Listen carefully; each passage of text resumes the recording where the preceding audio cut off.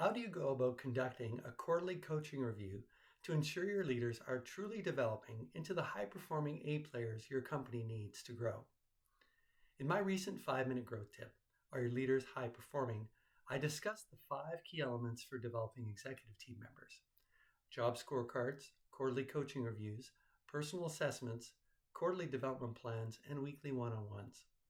While job scorecards are a critical starting point in order to set clear expectations, the quarterly coaching review is the foundational habit that kickstarts the development process. The goal of quarterly coaching reviews is to catch up, align, and connect with your leader to determine the important priorities they need to work on in the coming quarter, both for the business and for their own self-development. It's about ditching evaluations and focusing on executing and developing the important. We call these coaching reviews rather than performance reviews because we now know through recent research that traditional performance appraisals are not motivating. What is motivating is clarity of expectations, having opportunities to use one's strengths, being recognized for excellent performance, and being challenged to grow. Assuming job scorecards are in place and the leader is in the right role for their strengths, this new understanding requires a shift in focus for reviews, from intermittent evaluation to regularly acknowledging progress and supporting development. And it puts reviews in their proper place as mere preparation for coaching throughout the quarter. To make these reviews effective, follow a structured rhythm. There are 4 key steps to a successful quarterly coaching review. 1. Preparation and personal connection. 2. Review business priorities. 3. Review performance ratings. 4. Setting development priorities.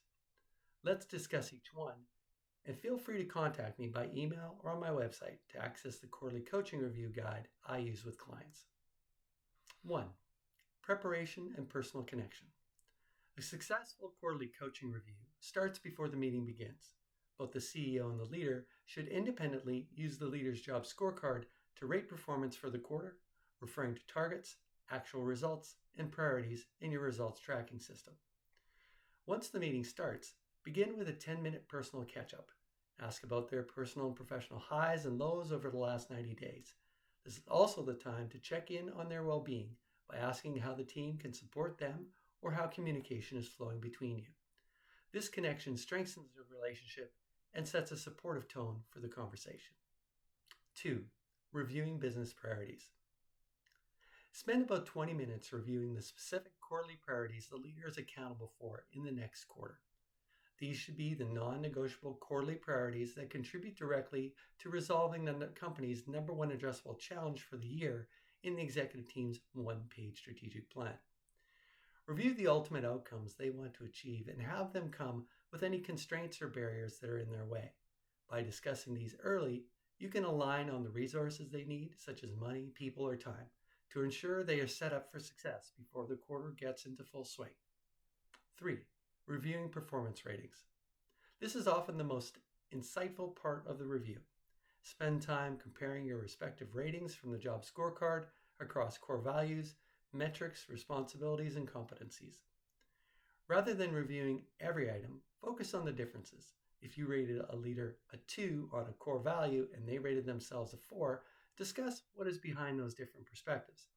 This conversation often exposes blind spots, helping the leader realize where they may be falling short of expectations despite their best efforts. These gaps highlight the most critical areas for their professional growth. 4. Setting development priorities. The final step is to translate those insights into action. Devote the last part of the meeting to setting 1 or 2 top self-development priorities for the next quarter.